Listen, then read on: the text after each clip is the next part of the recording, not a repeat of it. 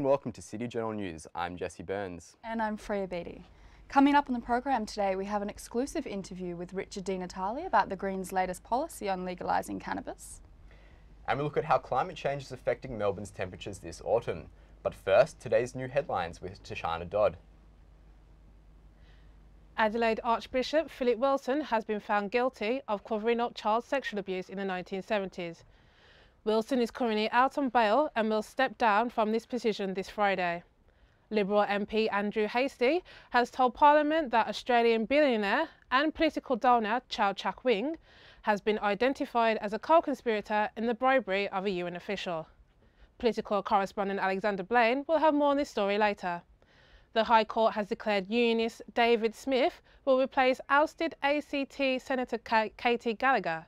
The court had found Gallagher had failed to renounce her UK citizenship before her election. Optus has been fined $1.5 million for misleading NBN customers.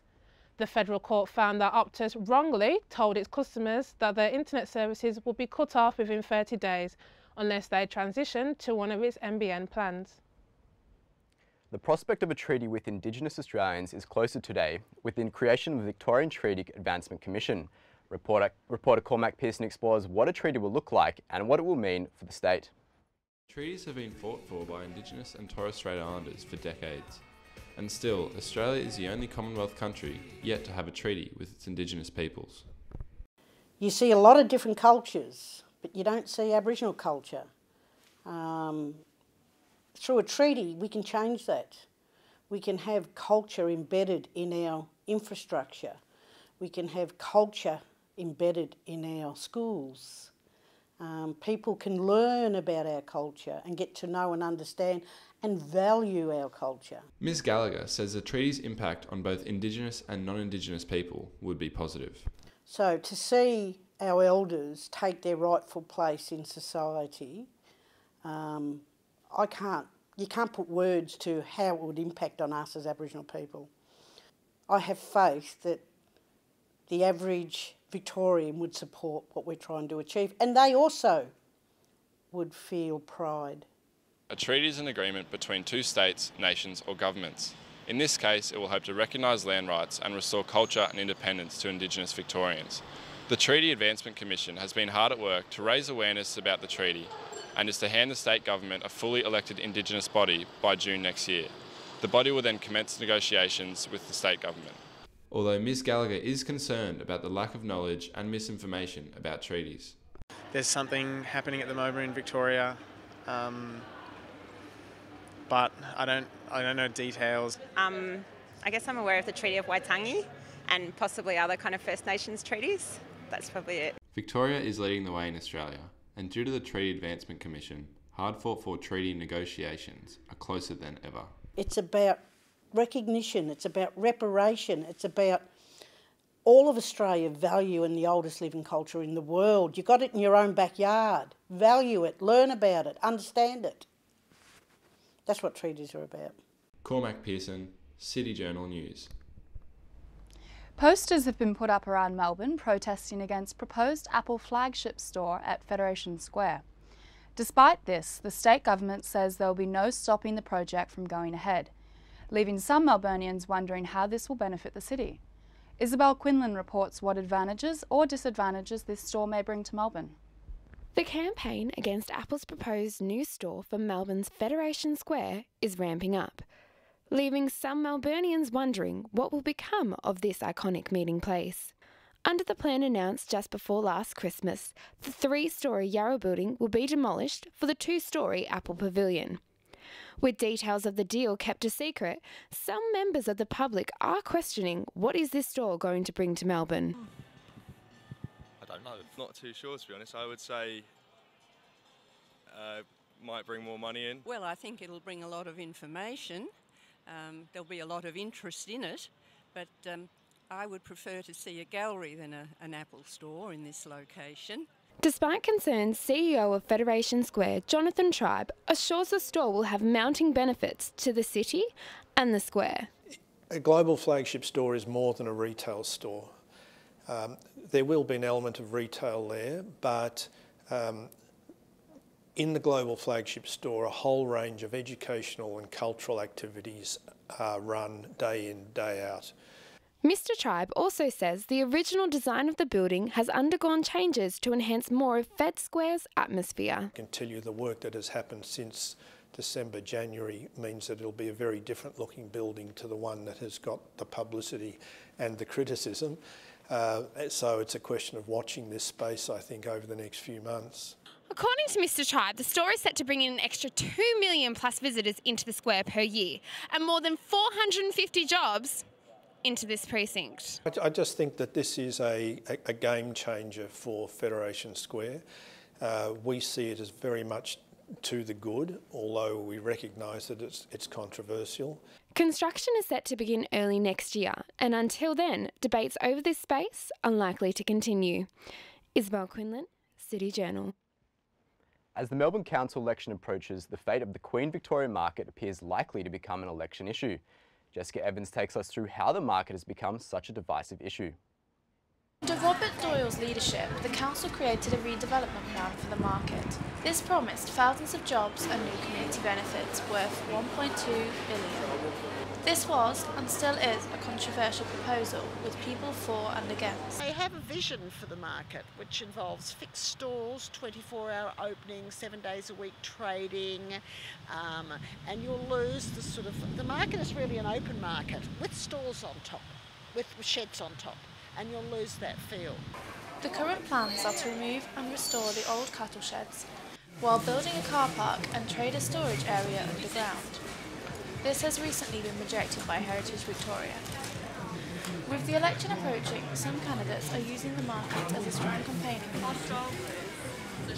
Sally Warhaft and Gary Morgan have both come out strongly against the renewal, but there's a whole pile of minor candidates also who have said that they don't want to see it go ahead. While many might not agree with the extent of the renewal plan, there are calls for something to be done. This is affecting how citizens are choosing to cast their vote. Particularly that section, which is the general merchandise section, needs a massive upgrade. And I just think they've got to be careful what they do with the food to protect traders and variety. My friends, none of them want changes because, there's too many skyscrapers, there's too many buildings going up. I won't vote for anyone that wants to go ahead with the major changes, especially the big tall building that they want to put there. It's wrong. As part of their plans, the council gained permission to build an apartment tower. Just last month, the market celebrated its 140th year anniversary.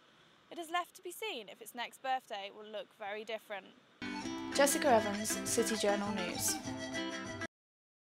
Australia has experienced record-breaking temperatures in the first 2 months of autumn. The higher temperatures have been linked to climate change by the Australian Bureau of Meteorology. Sarah Bartlett takes us through the predictions for how the climate will change in the future. In April, Victoria's temperature was 3.5 degrees warmer than the April average. The topic has been talked about for a long time internationally. There's a increasing trend of increase of temperature, and that definitely a trend of climate change and tend to be warming up because of the greenhouse effect. The Earth's climate has warmed by an average of 1 degree in the last century. Although many people deny human involvement, many scientists still say we are the cause. I think the overwhelming consensus from over 93% of scientists is that what we're experiencing in terms of the change in the climate is predominantly caused by human beings. We're experiencing rarely ever recorded in this extreme. So the overwhelming majority of scientists agree that the theory that best explains what we're observing is that it's human-caused climate change. Senior climatologist Dr. Blair from the Bureau of Meteorology released a report last month that said that Australia has been seeing higher temperatures in cooler seasons. The report said that this month's temperatures have been consistent with climate change.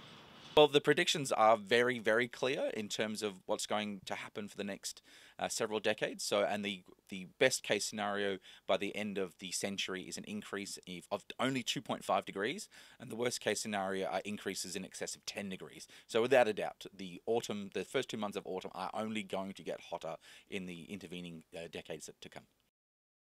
The Australian Bureau of Meteorology reports that higher temperatures are likely to continue into May and possibly winter. Sarah Bartlett. And now we have a foreign news report from Sarah Booth. Thanks, Freia. US President Donald Trump has said the historic summit with North Korean leader Kim Jong-un may be delayed. President Trump told reporters North Korea has conditions which must be met if the summit is to go ahead. This latest development comes after North Korea cancelled talks with the South just last week. Facebook's Mark Zuckerberg has apologised to the European Union for the harm caused by the Cambridge Analytica data leak.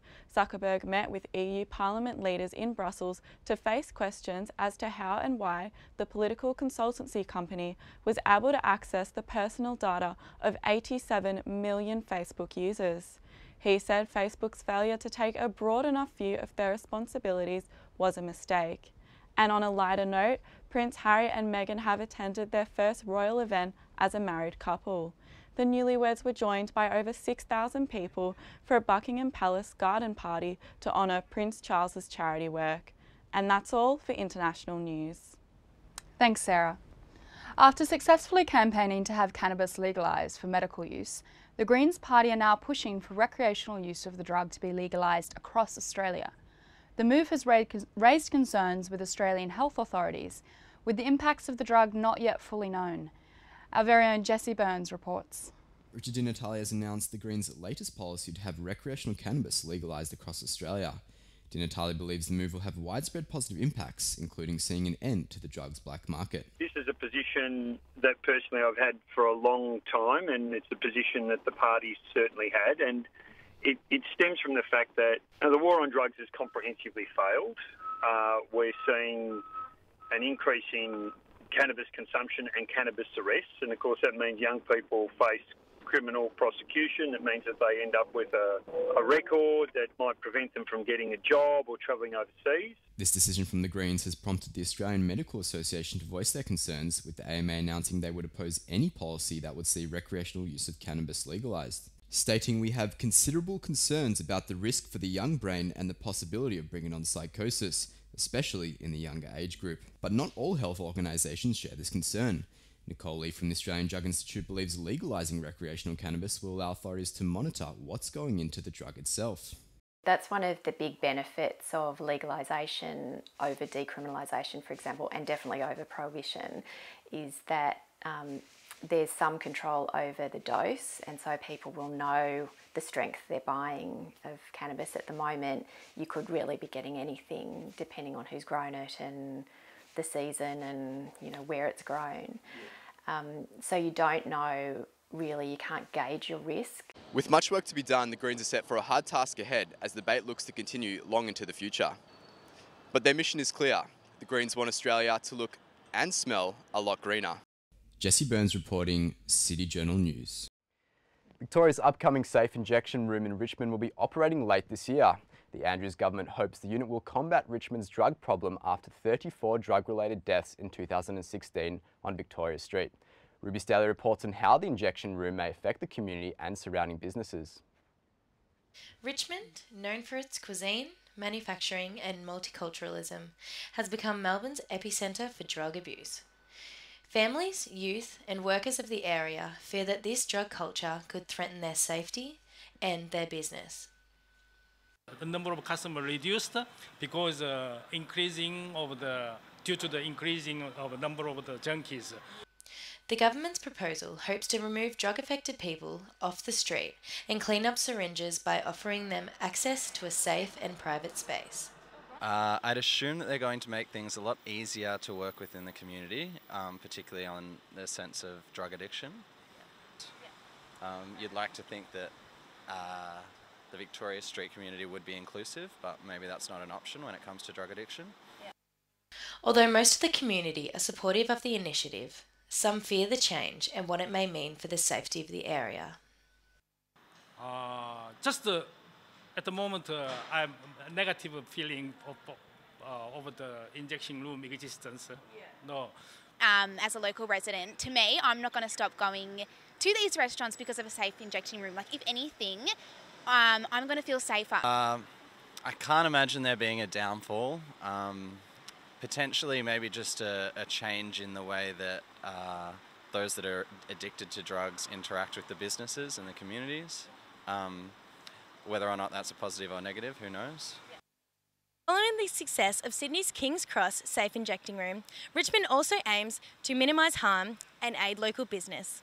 Developments are already underway to ensure that the Lennox Street Injecting Room will be up and running later this year. Ruby Staley, Newsline. And now to one of our lead stories. Earlier we told you that MP Andrew Hastie named an Australian billionaire in connection with the alleged bribery of a senior UN official. The latest developments will cross live to our political reporter Alexander Blain. Alex, could you recap the story for us? I certainly can, Jesse. Yesterday in Parliament, Liberal MP Andrew Hastie publicly identified Australian real estate mogul Chow Chuk Wing as the figure previously only known as CCP in a high-level corruption case regarding the UN. The Prime Minister Malcolm Turnbull has spoken about it. What did he have to say? The PM has said he had no prior knowledge of Mr Hastie's intentions and has declined to comment further. Alex, what sort of impact has this speech had on Parliament and the public? Well, this being related to the largest corruption case in the UN's history, it has sent waves through Australia, especially Australia's relationship with China, which is already tense. And Foreign Minister Julie Bishop just met her foreign counterpart Wang Yi in China yesterday. Dr Chow seemingly has a history of donating to political parties. What information do you have on that? That is correct. He has allegedly donated up to $4 million to both the Liberal and the Labor parties, as well as $45 million to Australian universities. And what about the suggestions that Dr Chow has close links with the Chinese Communist Party? In his speech, Hastie confirmed that it seems Dr Chow has incredibly close links to the Chinese Communist Party, especially the United Front, which is widely acknowledged to be the Chinese government's lobbying arm. Alex, thanks for joining us. The Andrews government has invested $300,000 into Project Respect. The initiative is aimed at protecting sex workers from a vulnerable lifestyle, but as Freia reports, some sex workers believe the project is only perpetuating an unwanted and helpless stereotype. Sexual creatures, and there is no denying sex sells. So how do Melburnians view the controversial industry? People have a very sort of negative view of the girls and guys who get involved in it as being probably drug addicts and street people, and unwell and are probably doing it to feed their drug habit.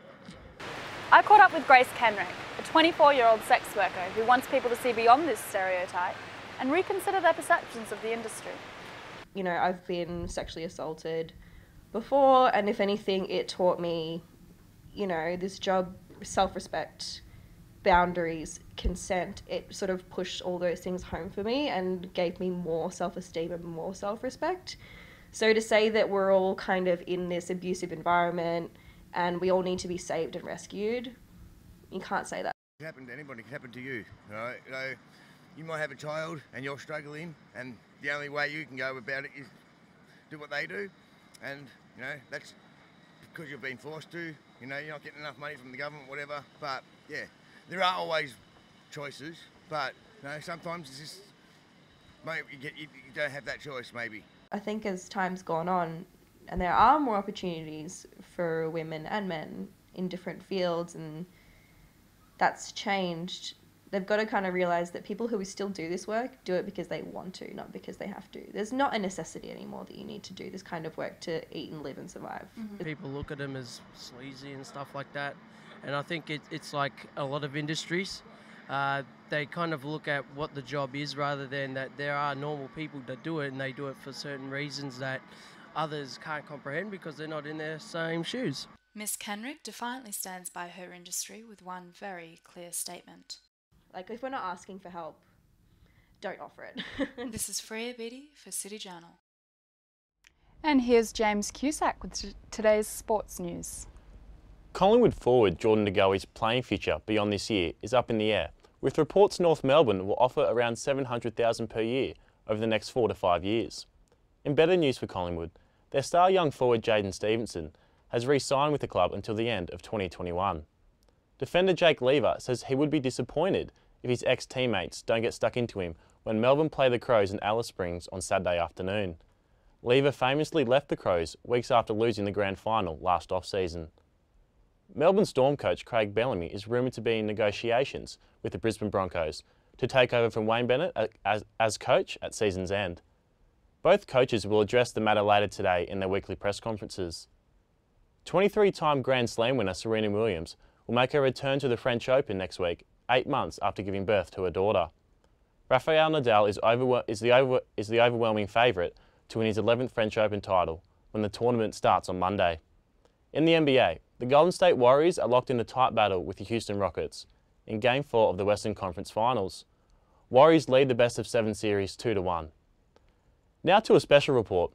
Concussion has increased in junior Aussie rules football, which has some young players considering giving up the game they love. This week, I took a look at the short and long-term effects concussions have on young players and if everything is being done to protect them. 19-year-old Alex Connell has been playing football most of his life and has experienced firsthand the devastating impact concussion has. Even personally, I had a game last year where I landed on my head, which I've done a few times in a marking contest, which isn't ideal, but I got up fine from the contest, and then as the game went on, I felt a bit sick. Connell acknowledges the AFL has adopted a consistent approach to a range of health and safety issues such as concussion. Well, I think the increase in concussions in junior footy is one of the main things about that is there's an increased awareness, which is a good thing. Another 19-year-old Pat O'Leary has suffered 4 concussions and now experiences migraines after most games. With my severe knockout, I suffered migraines, vomiting, and a complete lack of knowledge of where I was, what I was doing and why I was there. Pat loves his football. For how many concussions will it take to consider taking time off or give it up for good? Major concussion, if I got maybe 1 or 2 more of them knocked out, I'd consider giving it away. The guidelines surrounding the management of concussion from the Concussion in Sport Group Consensus Statement released in 2016 includes prioritising a return to school or university before returning to sport for any young children or adolescents. AFL's new research revealed 50 to 60% of children are symptomatic 2 weeks after suffering a football concussion. Youngster Liam Maiden says his parents are still going to be nervous watching him play every week. The parents are obviously going to be protective of their child. So once their child gets a certain amount of head knocks, then it's obviously going to affect their off-field effects, like at school, work. The AFL is committed to the health and safety of all people who play the game of Australian rules football, especially the young. Junior players are the future of the game we all love. We can't forget that. James Cusack, RMIT City Journal. Now for finance from Isabel Quinlan.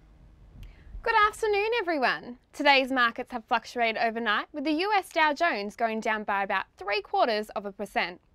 The Australian stock market followed the US trend, decreasing by 0.7%.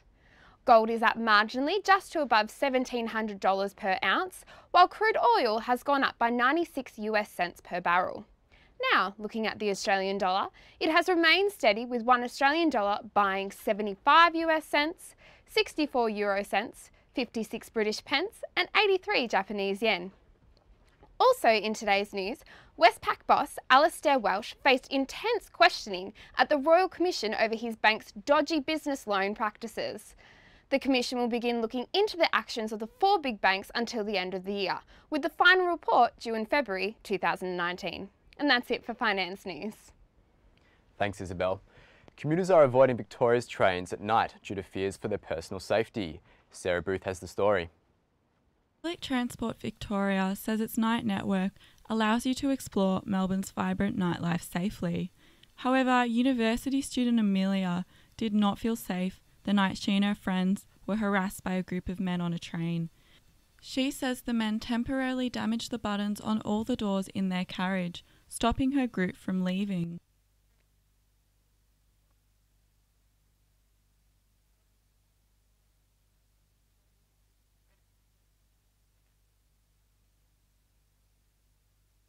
While the group eventually moved and let the girls into the next carriage, Amelia hasn't forgotten the experience.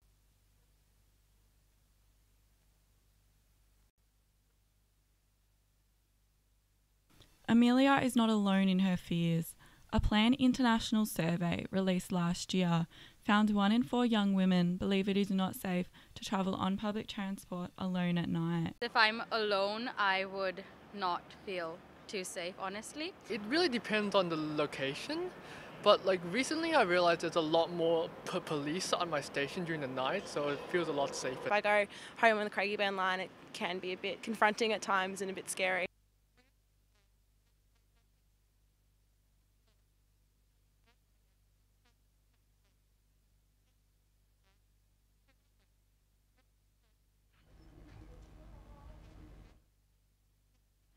Is the audio working out there? No. We'll just go with it. While these statistics show that our trains are relatively safe at night, it's clear that some commuters still don't feel this way. As a result, some see the night network as dangerous, or like Amelia, may avoid it altogether. Sarah Booth, City Journal News. And we apologise for some technical difficulties with that story. Now the weather report with Ruby Cairns. Thanks guys, it really is starting to feel like winter, and unfortunately this week isn't going to be much different.